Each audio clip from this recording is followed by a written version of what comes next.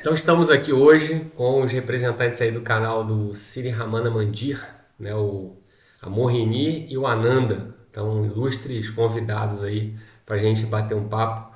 Eu não sei se é a primeira vez, Ananda, que você concede uma conversa dessa ou já teve outras oportunidades? A gente já esteve. Bom, primeiro de tudo, Om Arunachala Ramana, Uma Arunachalarana. saudações. A gente está fazendo uma saudação lá do canal, porque é assim que é mesmo a nossa saudação. É, Não, essa não é a primeira vez que a gente concede assim, uma conversa, né? A gente já participou de algumas lives por aí, mas acho que assim, do jeito que a gente está fazendo hoje aqui, que a gente está conversando aí no bastidor, né? Sem ter nada programado, simplesmente deixando ser surpreendido pelo momento presente, por aquilo que vai surgir. Acho que essa é a primeira vez. É. E é sempre novo, né? É sempre a primeira vez, porque nunca é igual, né? Verdade. Tem um ponto que a gente conversou ontem, eu e o Marcos, ontem ou anteontem, sexta-feira, que a gente falou que no final das contas existe uma palavra, quase que uma palavra-chave aí, que é ignorância. E essa palavra, ela acaba assumindo duas vertentes. Tanto a questão da ignorância, aquele que ainda não retirou o véu e não despertou e não entendeu, não sei qual seria o melhor termo, como a ignorância libertadora de você não ter conhecimento e não ter vínculo e não ter nenhuma bagagem para carregar. Você consegue acrescentar alguma coisa? Vocês conseguem comentar alguma coisa nesse sentido, dentro desse tema?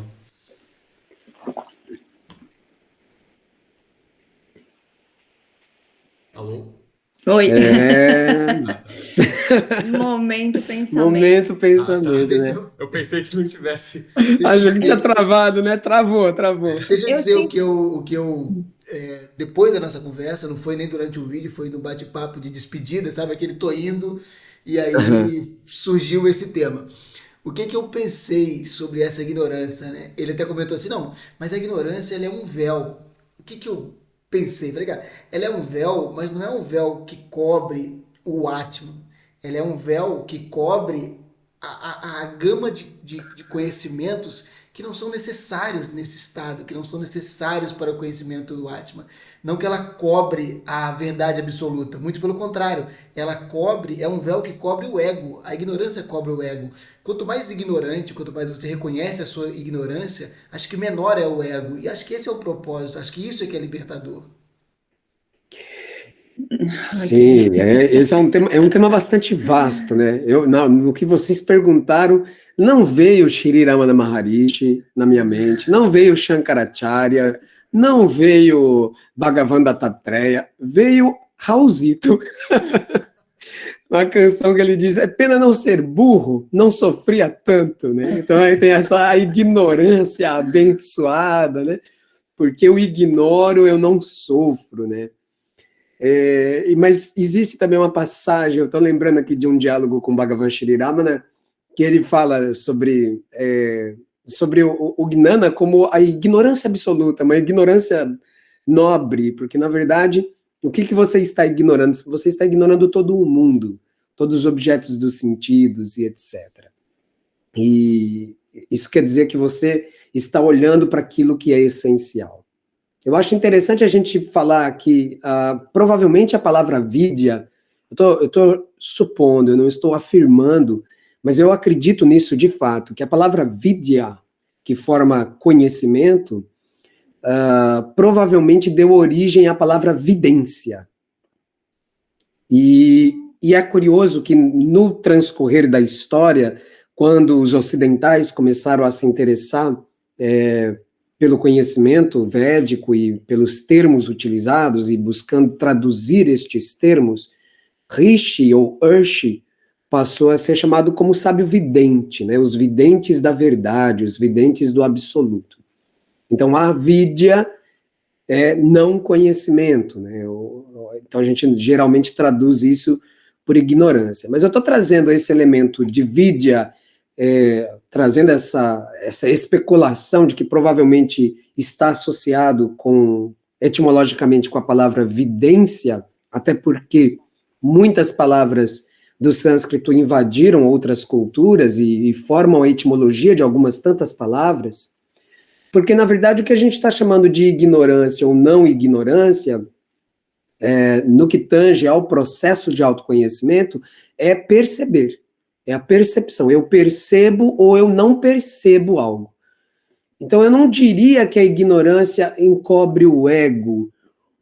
Se a gente entender que o ego nada mais é do que uma falha cognitiva, uma falha da percepção, né? Então, eu me percebo isolado, separado, uma entidade com começo, meio e fim, temporal, limitada. Então, é um erro na percepção. E mesmo quando a gente tem o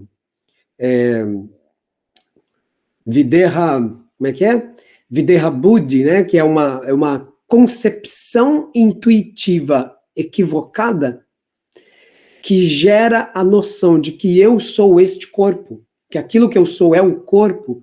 Então veja você que isso também é uma falha cognitiva. Eu estou achando que eu sou o corpo, por quê? Porque todo dia quando eu acordo eu estou carregando esse corpo para lá e para cá, eu olho no espelho e digo, sou eu, né? Eu me identifico com essa forma e etc.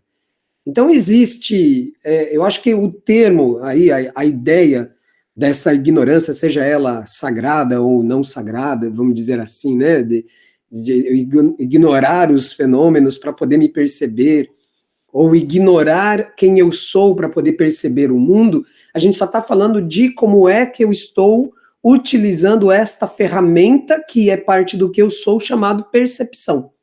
E junto dela, obviamente, a compreensão, porque a gente percebe, e tão logo percebe, já compreende, né? Se eu escuto um som, por exemplo, dá um exemplo disso, eu escuto o som que vem aqui da janela do lado, tem uma janela aqui, vem do lado um som e eu reconheço que é um som de um pássaro. Quanto tempo levou para eu perceber o fenômeno, nomeá-lo como som e então compreendê-lo como o som que é feito por um pássaro? É muito rápido. É muito rápido. Então eu sinto que o tema, quando a gente fala da ignorância e da não ignorância, a gente está falando de como estamos usando a nossa percepção. Se a gente está usando ela em favor de perceber e compreender o mundo fenomênico, ou se nós estamos voltando ela para o nosso próprio ser existencial, né? Quando a gente volta essa percepção para o ser existencial, a gente chama isso de Atma Vichara. E quando se volta para fora, a gente chama isso de Loka Vichara, ou seja, a investigação, o escrutínio do mundo. Eu sinto que uma grande armadilha que é quase inevitável dentro do campo da linguagem, porque a gente está se utilizando da linguagem para poder comunicar algo, e esse algo é uma percepção, então já entra num campo de subjetividade, um estudo que é a não dualidade, que é o Advaita, que vai para um campo também de algo que é muito gigante e foge do lugar comum de entendimento das filosofias, de um modo geral. É uma armadilha que é um entendimento falso de que existem dois eus. Um eu que está enganado, que está iludido ou que é ignorante, e um eu que é o supremo eu, algo para ser alcançado. Esse erro que eu acho que é um erro de linguagem, principalmente, mas que obviamente denota um erro na nossa percepção também, ele é forte e insistentemente revelado por Sri Ramana Maharishi. Em diversos momentos, quando devotos chegavam para ele com questões a respeito de como eu posso conceber verdadeiramente o ser, o grande Atman, se eu estou preso na armadilha, ele dizia, existem dois eus? Existem dois eus ou existe um eu? E eu sinto que essa chave é bem importante para a gente avaliar e analisar e refletir a respeito desse véu, dessa suposta ignorância, porque se a gente diz que o ego é encoberto, ou que o Atman, perdão, enfim, tanto faz, né? Tanto faz.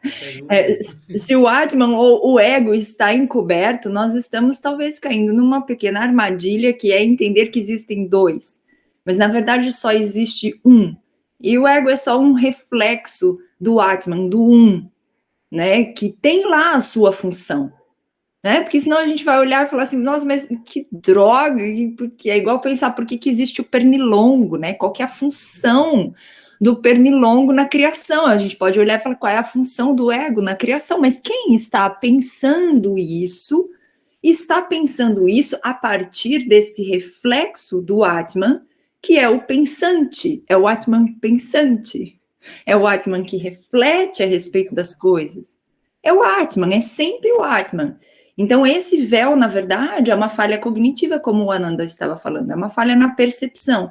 É achar que esse eu é separado do Atman. A respeito nós falávamos sobre a ignorância como dádiva, né? Pessoas que têm uma ignorância sobre as ciências seculares, porém ela tem uma percepção menos turva por conta de não ter o conhecimento das ciências seculares. Um exemplo perfeito seu do passarinho, bom, eu ouço um passarinho, e eu ouço um som, primeiro eu acho bonito e depois eu classifico, é o passarinho número tal. Se eu não tenho conhecimento de fauna, é só um som maravilhoso, e eu só absorvo, eu só tenho o prazer de ouvi-lo, eu deixo de classificar. E parece que quanto mais conhecimento de pássaros eu tenho, menos beleza tem o canto deles, porque eu sempre vou ficar buscando. Esse é o pássaro tal. Assim como as artes, assim como tudo, né? Você olha um quadro maravilhoso e sempre, nossa, é maravilhoso. Não, é maravilhoso porque é do artista tal, porque na época ele pensava, ele quis, estragou toda a beleza do quadro, assim penso eu, né? Todo esse conhecimento das artes estragou degustar a beleza da arte. Acho que é dessa ignorância, que acho que é a ignorância secular que a gente coloca, né? Só eu queria contribuir ainda com o que o Marcos está falando. O que motivou a gente a conversar é que a gente estava falando de uma pessoa que eventualmente já é iluminada, naturalmente, nem sabe o que é ser iluminado ou não, mas ela já é. Na vida dela, lá pescando e tal, no interior, mas se você conversar, você vê que é a pessoa iluminada. E aí é justamente, de repente, se eu chegar, pô, você é iluminado, cara. Mas como assim? O que é isso? Aí eu começo a explicar pra ele, eu fico 2 anos dando aula pra ele, quando terminar ele vai ser diferente, vai falar assim, mas agora eu não sou mais daquele jeito, sabe? Então é mais ou menos essa pegada que a gente quis dizer. Tá? Existe uma história na tradição ortodoxa, eu não vou lembrar os nomes, peço perdão, mas é isso, assim, tinha um eremita isolado e acabou que ele ficava numa montanha próximo a uma praia e ele recebeu a visita, agora eu não me lembro se o barco se perdeu, assim, e dois grandes teólogos acabaram aportando junto dele. E ali eles estão juntos e eles perguntam para ele como você faz as suas orações, e ele, eu simplesmente só chamo o nome de Deus e mais nada. E eles, não, mas isso é muito pueril, você deve orar de tal forma, você deve contemplar as verdades divinas de tal forma, e não sei o quê, você pode orar de tal jeito e entrega uma fórmula para ele, passam aquela noite debatendo e etc. E no outro dia eles estão indo embora, os 2 teólogos estão indo embora no barco, quando eles veem ao longe uma pessoa caminhando apressadamente sobre a água. Eles veem o vulto humano, eles se assustam, e quando vem é o pequenino eremita lá da caverna dizendo, eu não consegui registrar, como é mesmo que eu tenho que orar? E eles, tipo, né, esquece, ora do jeito que for, né? Me ensina você como se ora. Essa é uma historinha assim, né, que conta um pouco disso, né? Eu acho que tem um elemento que é bastante importante, que, assim, eu concordo e ao mesmo tempo eu discordo do que você trouxe, Marcos. Porque, por exemplo, eu posso ler o texto, eu vou tomar isso como isso que você trouxe do conhecimento secular e do conhecimento direto, digamos assim, tomando como referência os próprios shastras, os próprios textos sagrados. Se você tem uma dimensão de compreensão mais ampla de alguns contextos sânscritos, de alguns textos e contextos sânscritos indianos que estão sendo tratados dentro do texto, você tem uma apreciação mais rebuscada do texto. E isso pode acabar te trazendo maior compreensão, maior profundidade na compreensão. O que eu quero dizer é que, de fato, o conhecimento secular, ele pode interferir na hora que você está ouvindo o passarinho, que você vai lá dizer, é um canário do reino, de não sei aonde, não sei o que lá, e você tem todo esse conhecimento, e esse conhecimento ele interfere na apreciação, mas também pode acontecer o oposto. Porque a pessoa conhece muito profundamente sobre pássaros, etc., ela tem um apreço naquilo que uma outra pessoa pode simplesmente nem dar atenção para o canto do pássaro. Por que é importante, de repente, a gente deixar uma janela aberta para esse campo do conhecimento? Porque ele é considerado Suddhavasana. O que isso quer dizer? É uma tendência, é uma inclinação da jiva, da alma, por exemplo, à erudição. Aquela erudição não necessariamente, como você bem trouxe, não necessariamente vai levar essa pessoa para a iluminação. Às vezes uma outra pessoa que não tem essa erudição vai ter a iluminação e nem vai saber que está iluminado, enquanto o outro está realmente lá preocupado em como é que se faz essa iluminação e está abordando o assunto pela ferramenta da erudição. No entanto, essa mesma erudição vai arrastá-lo à liberação. Entende? Esse Suddhavasana, ou seja, essa tendência que é limitante, mas é Suddha, é pura, em algum momento vai amadurecer ele para o conhecimento direto e real. São caminhos Mas diferentes, né? Caminhos diferentes que levam ao mesmo fim. É porque às vezes aquele que está apreciando e só está apreciando e não está pensando sobre a apreciação e não pensa na classificação do pássaro e etc., ele pode ter preteritamente passado por esse caminho da erudição secular. Entende? A gente não pode dizer o que sucedeu. Agora, se a gente olha para isso pelo campo mais radical, em verdade, todos já estão iluminados, né? Então, tá tudo certo, né? Mesmo aquele erudito preso no conhecimento secular, ele, na verdade, ele está gozando da sua erudição. E o gozo é inerência de tudo que existe. Quer nós tenhamos a nossa percepção elucidada e bem aplicada para perceber isso, ou não. Se a gente não está percebendo o Atma e a gente está envolvidos no Loka Vichara, a gente continua sendo o Atma envolvidos com o Loka Vichara. Né? Aí se a gente vai para uma abordagem um pouco menos Vedantin e mais do Dzogchen, tudo o que está acontecendo é uma exibição da luz, é uma exibição da consciência, então não tem nada fora do lugar, é tudo o Paramatma ou o Ser Supremo manifestando a si mesmo, como aquele que só aprecia o pássaro, como aquele que pensa na qualidade, na origem, na natureza deste cantar deste pássaro, quanto o pássaro, né? Ele é tudo, então tá tudo certo, né? Eu tô achando muito curioso, porque tá acontecendo uma orquestra de pássaros por aqui. É incrível, assim. Eles estão participando. Todo dia eles fazem uma festa, mas assim, parece que eles sabem realmente, sendo o Atman, sabem, né? Que a gente tá, de certa forma, falando deles, desse canto. E eu sinto que o Ananda usou uma palavra importante aqui dentro da nossa reflexão, que é ferramenta. Eu acho que uma grande questão dentro de todo o entendimento é a gente saber que nós temos ferramentas. E se essa ferramenta é adequada ou não, é o que nós precisamos investigar. Pode ser que para contemplação pura eu não precise da ferramenta, do conhecimento erudito, eu simplesmente posso me voltar para esse estado que é puro, que é o estado da criança, por exemplo. A criança goza da percepção por ela mesma. A percepção dos sentidos, por exemplo, para a criança, é natural e espontânea. Ela se diverte de brincar na lama, por exemplo, com a sensação, ela ri da própria risada, enfim, ela tem essas experiências e tudo é muito fluido, e ela não está racionalizando a respeito. Mas, para a gente que, de repente, vem numa progressão de condicionamentos atrás de condicionamentos, a gente está meio que, de certa forma, meio enlatado. Aí precisa do abridor de latas, né, para ir lá e fazer essa coisa que é abrir de novo, entender, compreender. Então, você usa a ferramenta. Muitas vezes eu sinto que a gente vai, por exemplo, para sei lá, fazer uma sopa usando uma furadeira. Não precisa, você precisa de uma panela, de uma colher e dos ingredientes. Então, quais são as ferramentas necessárias para executar cada uma das ações? Talvez essa seja uma boa reflexão.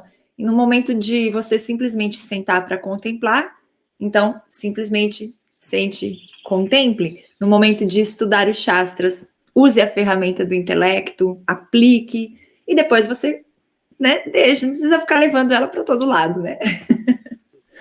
Então eu vou aproveitar a deixa que você comentou lá do erudito e tal, e dos teólogos, e aí eu ia perguntar, também tem a ver com essa questão da ferramenta.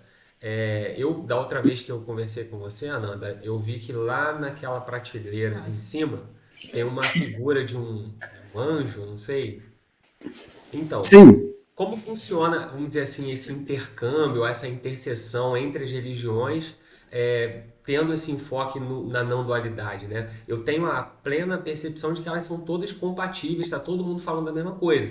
E aí há as divergências de acordo com as perspectivas, com a bagagem, né, com o ego de cada um. Mas como que você consegue acrescentar ou ver essa questão toda? Eu vou ser bem direto, assim. Uma pergunta para ficar. Não, antes que seja uma resposta direta. Assim, na verdade é uma dificuldade minha e a gente sempre. Ele fala assim, pô, mas o Marcos ele sempre acaba voltando pro cristianismo. Eu volto, porque é uma coisa que eu gosto, é uma referência que eu tenho e tal. E nós temos exemplos de pessoas, amigos nossos aí, que vivem plenamente, que exercem, que ensinam a respeito da não dualidade, e eles conciliam muito bem. Talvez eu, Marcos, é que tenha dificuldade, uma pequena dificuldade em conciliar as duas coisas, em ser tendencioso para um lado ou tendencioso para o outro. E você e Moini também parece que tem esse equilíbrio, né? Acho que nós estamos engatinhando e querendo aprender a equilibrar essas coisas. Não, a questão é maravilhosa, a questão é maravilhosa. Veja que para poder dar, né, eu usei aqui na minha abordagem uma história do cristianismo ortodoxo, e a gente poderia usar alguma história, sei lá, do Sufi, né, dos místicos árabes, a gente poderia usar uma história budista, uma história, sei lá, da tradição norte-americana dos indígenas. Enfim, por quê? Porque, na verdade, eu entendo que o processo do conhecimento, ele é não local.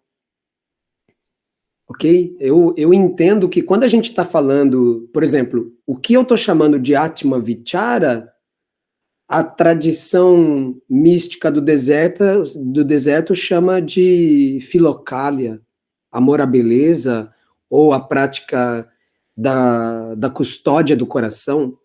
É a mesma coisa, no final das contas é a mesma coisa.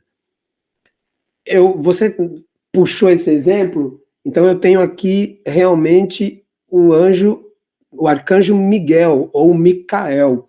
E quando você pega a tradução, é uma pergunta, quem é como Deus? Ué, isso é Atma Vichara, quem sou eu? Quem é como Deus? É o que significa Micael. Entende? Então é a representação iconográfica da inquirição, do poder da reflexão e da investigação. É o escrutínio na forma de um arcanjo. Entende? Se você vai estudando, aí é quando você diz, eu gosto da tradição. O que é? Eu tenho um gozo com isso. O princípio de prazer está aí. Se eu pegar o Ashtavakra Gita, eu até adoraria puxar um trecho aqui, mas é assim, não precisa, depois os amigos vão ouvindo aí, lembrem-se, deem uma boa lida no Ashtavakra Gita. E há vários momentos, várias alturas no Ashtavakra Gita, que fica muito claro que o sábio Ashtavakra, ele está convocando o rei, né, Janakaraja, o rei Janaka, a refletir sobre a não dualidade, mas ele faz isso convidando o rei a ser feliz. Você é a pura consciência, ser feliz. A todo momento ele faz esse invocativo, ser feliz.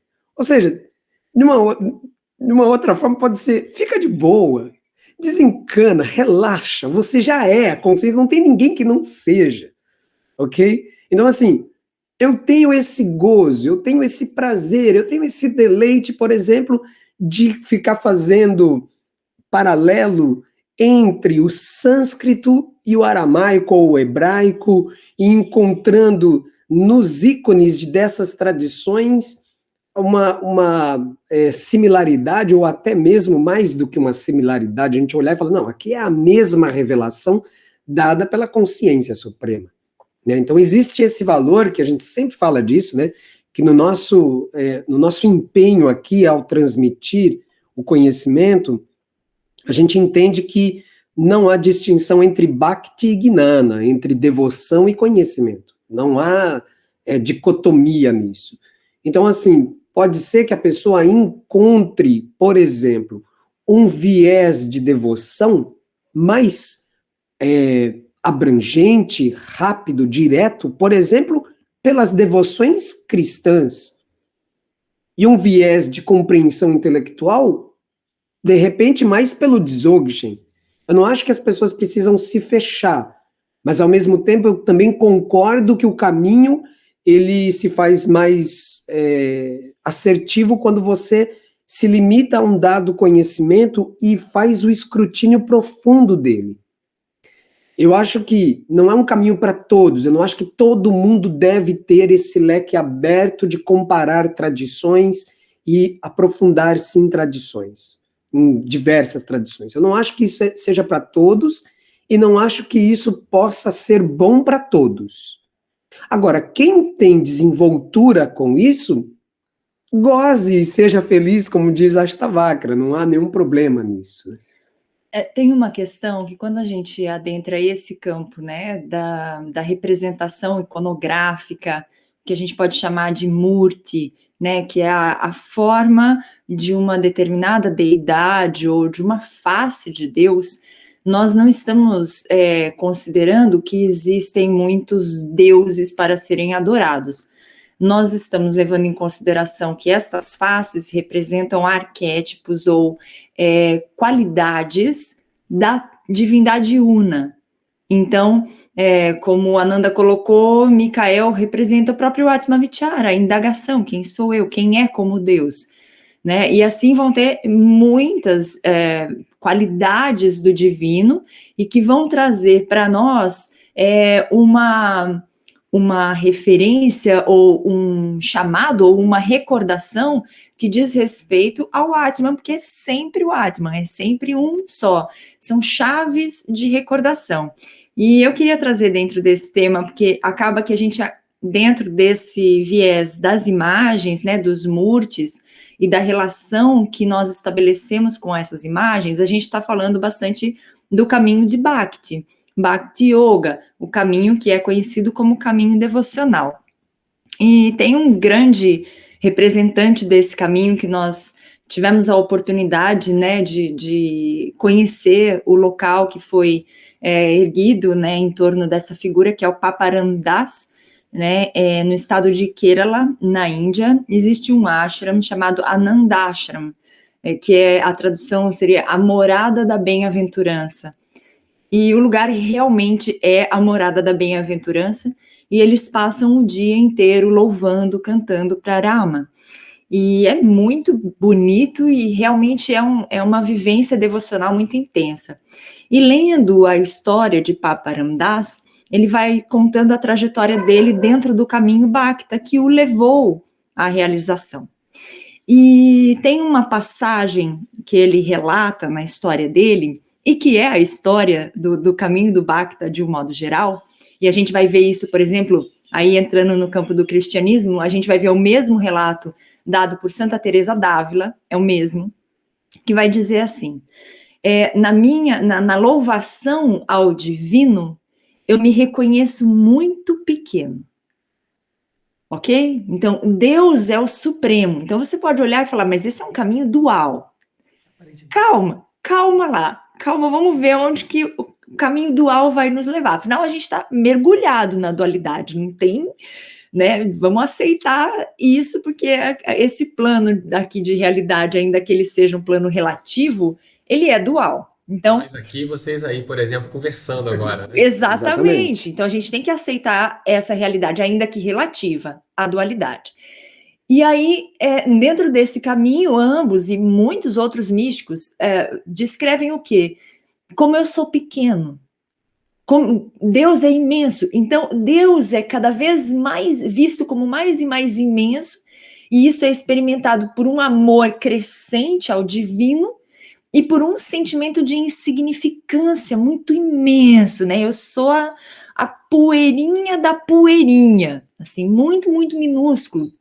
E aí, para onde que nós vamos vendo que, né, na trajetória, o místico, a mística vai se encaminhando? Ele vai se encaminhando para uma dissolução do ego. Ok? Até o ponto em que Papa Ramdas, por exemplo, ele vai dizer, ele estava cantando 24 horas por dia, 7 dias por semana, ininterruptamente, sem dormir. Om Shri Ram, Jai Ram, Jai Jai Ram, Om Shri Ram, Jai Ram, Jai Jai Ram, Om Shri...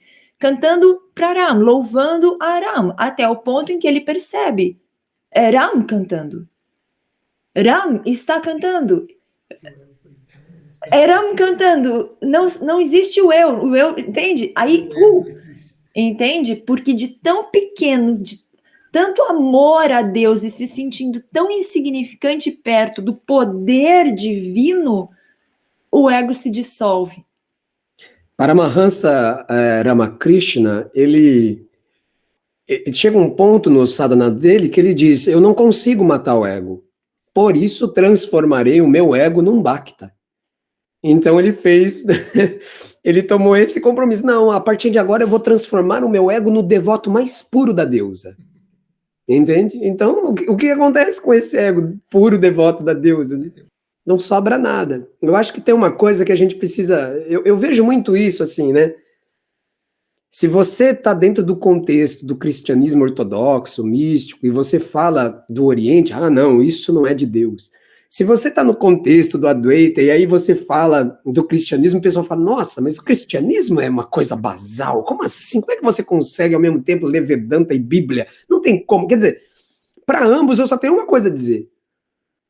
Os cristãos, por exemplo, vão dizer, Deus é onipresente. Os vedantins vão dizer, o Atman é onipresente. Ora, que Atman onipresente é esse que não pode estar, por exemplo, numa figura como Santa Teresa, como foi citada, e que a onipresença de Deus é esse que não pode estar representado por uma deidade de uma outra cultura, simplesmente porque recebe uma aparência e um epíteto, não é nem nome, é epíteto diferente, porque Shiva, por exemplo, não é nome, Shiva é elogio, Deus é bondade. Se eu falo Brahman, eu estou dizendo o quê? Eu estou elogiando o Supremo, dizendo que ele é justamente onipresente, ele se expandiu no todo. Se eu disser Yehová ou Yehoshua, já pegando aqui para o hebraico, eu estou dizendo o quê? Que o eu sou é aquilo que promove a salvação de todos os seres. Quer dizer, a gente só está fazendo elogios e brigando porque um gosta de elogiar de um jeito, sabe? Não, eu gosto de chamar Deus de o Belo. Não pode chamar Deus de o Belo. Lakshmi não cai bem para Deus. Nós vamos chamar Deus de Javé, o Senhor dos Exércitos. Mas só estão discutindo como é que eu gosto de elogiar o Supremo. É uma falta de inteligência. No final das contas, a gente tem que ser honesto. É uma falta de inteligência. Se ele é onipresente, ele tem que estar em tudo. Em tudo. Qualquer coisa que ele não esteja, ele já não é onipresente ou aquilo não existe. Aí a gente já entra no Vedanta, né? Aquilo, na verdade, não existe. Esse é o ponto. Só ele existe. Então, na verdade, também essas discussões, elas denotam pra gente o quanto nós não estamos conseguindo enxergar Deus em tudo e em todos. Porque a beleza do caminho também é conseguir ver o Atman que está presente naquele que tem o seu caminho, aquele caminho que está sendo traçado por aquele que supostamente é um outro, é só mais uma manifestação do Atman, que é o um, né? A gente tem esse grande presente dentro dessa realidade dual. Eu acho que é um grande presente, porque é um grande exercício para a gente conseguir realmente contemplar a verdade, a unidade de todas as coisas, que é a diversidade. A diversidade é a marca, né, da manifestação de Deus. Então, como que é a apreciação da diversidade por ela mesma, pura, nela mesma, pode nos levar também a uma compreensão e a um desprendimento maior, né? O meu é o que está certo e o seu é o que está errado, mas dentro de você brilha a mesma luz que brilha em mim. Eu acho, por exemplo, eu acho muito interessante a gente pensar na palavra pecado e a palavra papam, né? Então, o pecado que está bem dentro do cristianismo e o papam que é do Oriente, né? E quando você vai procurar a tradução, né? E os hindus e os ocidentais estavam procurando a tradução para papam, eles colocaram, é pecado, né? Pecado, papam é pecado. Então, assim, poxa, tá lá, né? Se você pega a abordagem cristã, a gente pede para que Deus possa nos libertar dos pecados. Aí você vai para a cultura hindu e tá todo mundo tentando se livrar dos papãs. Aí é legal você olhar e falar, poxa, qual é a etimologia de pecado? Pecado é errar o alvo. Aí quando você pega a Upanishad, as bases do conhecimento não dual na Índia, você tem essa referência constante dos grandes mestres como grandes arqueiros. Então, Buda, por exemplo, era um excelente arqueiro. Rama é o arqueiro. Né? Aí você tem Upanishads que vão falar que a meditação é buscar o alvo, que é Om.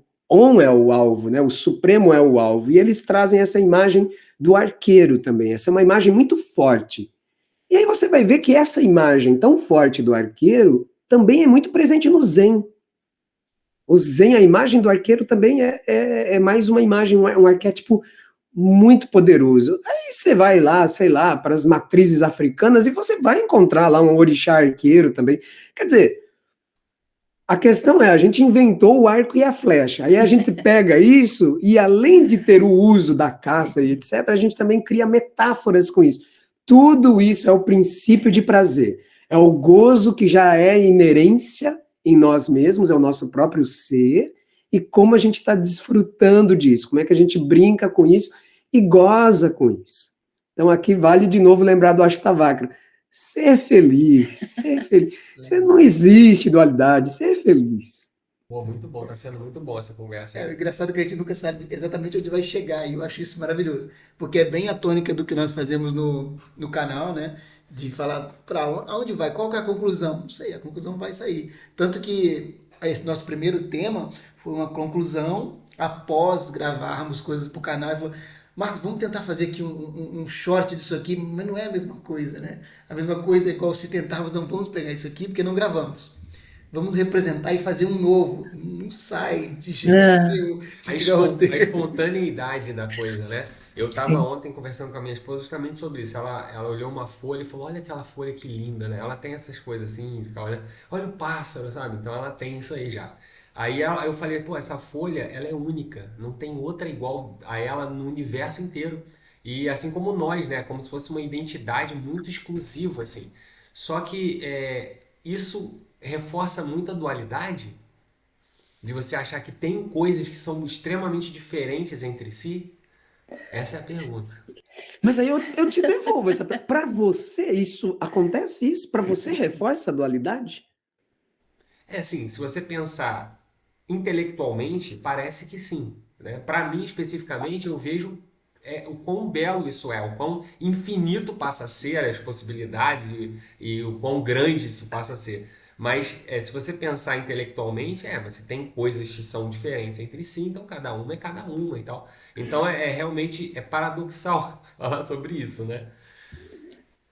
É muito paradoxal. Mas a gente consegue encontrar a unidade em tudo se a gente consegue colocar o óculos da percepção da unidade. Eu sempre gosto de brincar com isso, inclusive às vezes quando eu estou atendendo com a Ayurveda eu digo, agora vamos colocar o óculos do entendimento ayurvédico, porque a gente vai começar a olhar o mundo a partir desse prisma, né?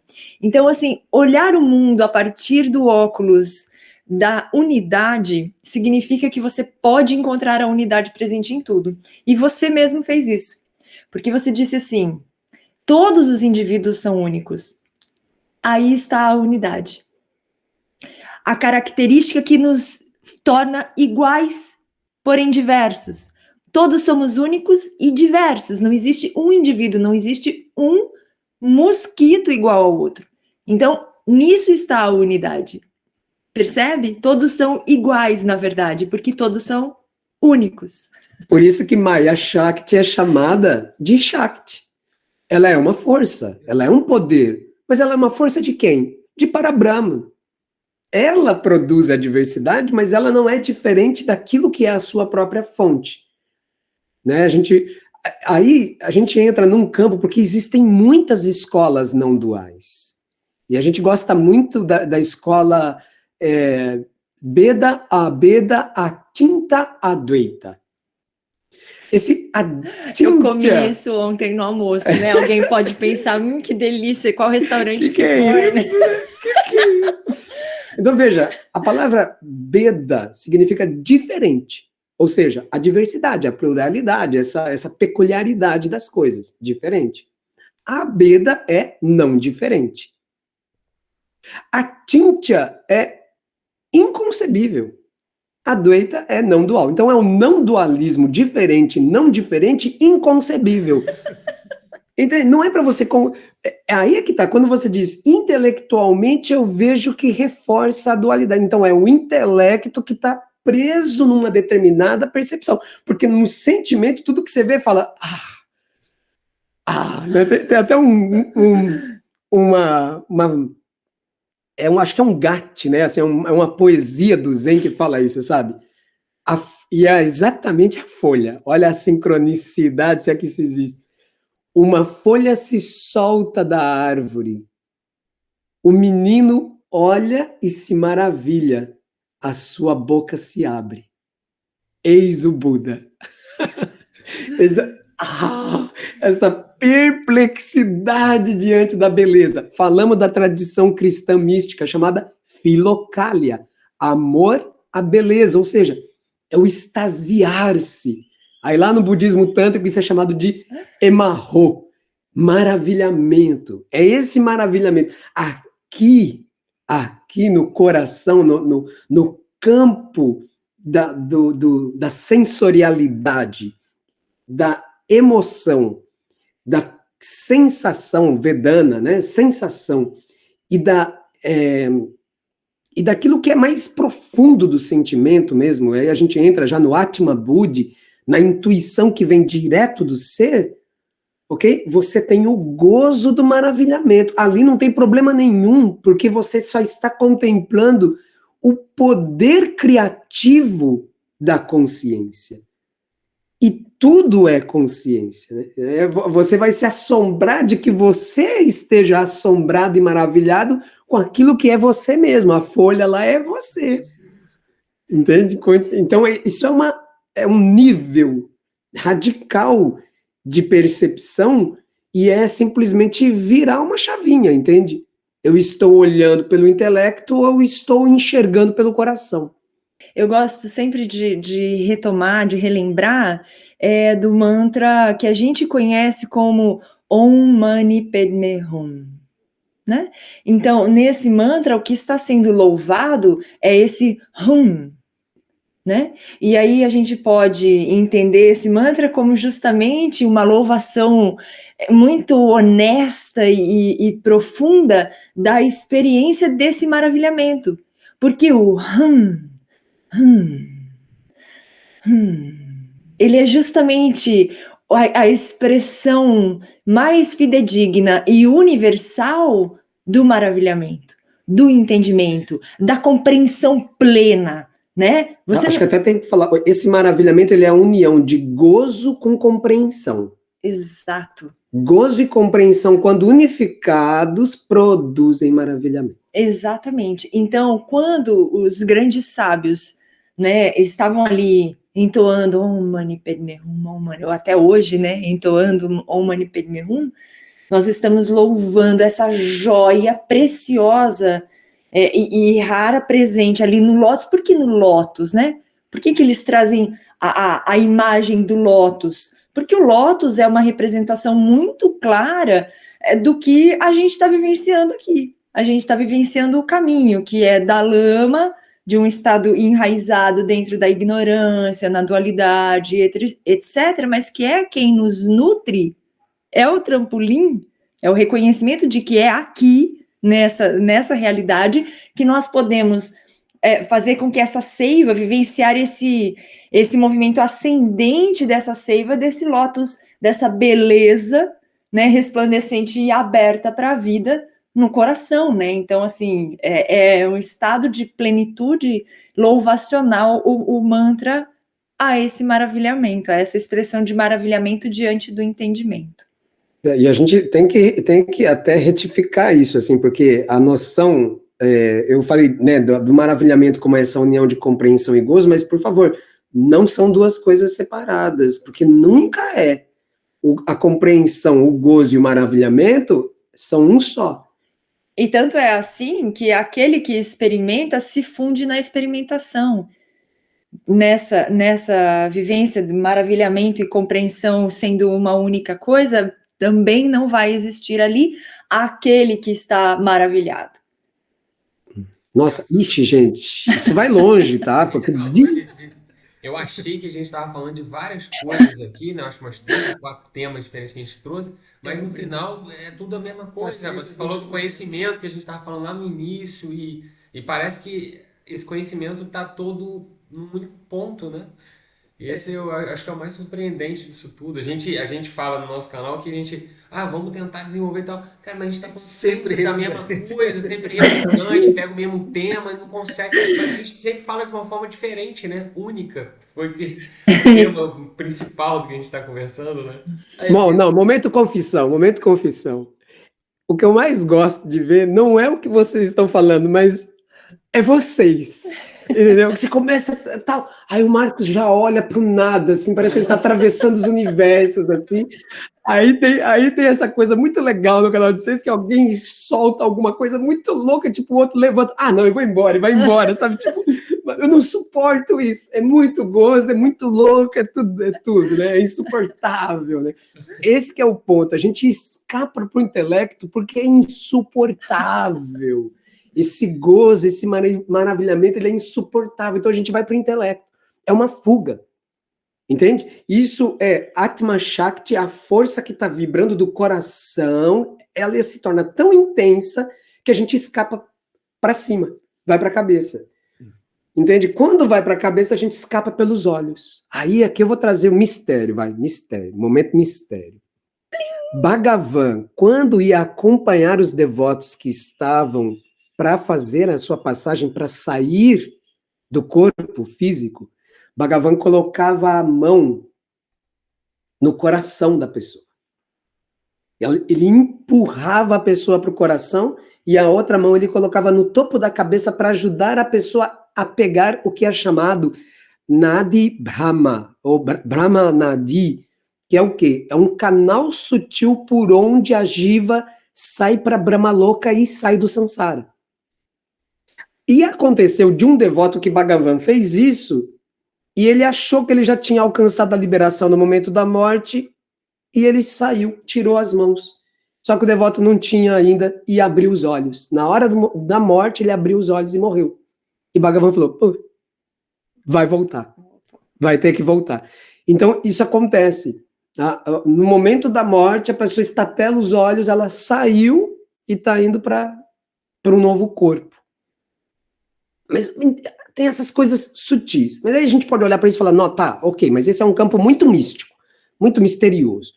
Como é que eu percebo isso em mim? Você vai perceber no momento da meditação. Você está lá formalmente meditando e você encontra um tal gozo ou uma volição mental muito forte e a tendência é abrir os olhos e fugir. Então você vai perceber isso na sua prática de meditação. Isso é muito empírico.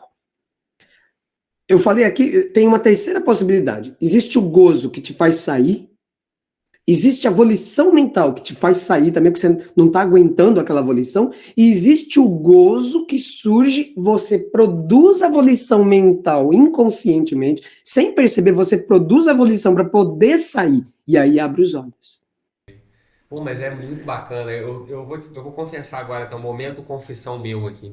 Eu sempre fiquei imaginando, né, que eu teria futuramente a oportunidade de conversar com alguém e tirar dúvidas profundas que eu carrego e tal, e ver se num futuro, num reino angelical, eu pudesse conversar com o mais sábio presente ali. Inclusive, tem um relato lá meu de um sonho que eu tive. Eu não sei se você chegou a assistir, mas eu me vi num deserto. Eu tinha morrido, mas morri de boa, em paz. Aí eu tava num deserto andando, não sei o quê, e aí de repente apareceram sombras do meu lado, e aí eu descobri que eram como se fossem reflexos meus, aspectos, vamos dizer assim, pecadores meus, assim, de raiva, de medo, de tristeza e tal, e depois elas se dissolveram, e eu pensei, eu preciso conversar com alguém, eu tô sozinho aqui. E aí eu fechei o olho e de repente me vi num lugar imenso, assim, com milhares, milhões de pessoas, e lá no meio, assim, uma cabanazinha lá na frente, e tava lá algum guru, alguém ali. E aí eu falei, mas eu vou ter que esperar essa gente toda para eu ir, como é que eu vou fazer isso?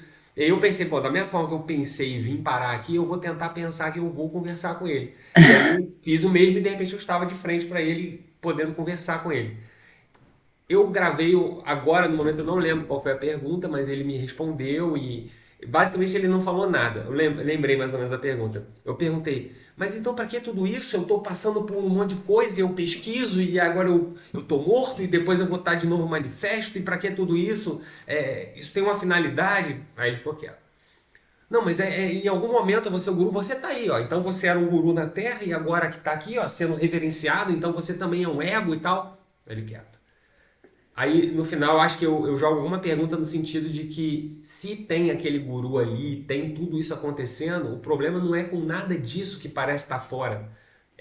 Sou eu que estou interpretando daquela forma. Aí ele fez assim, tipo...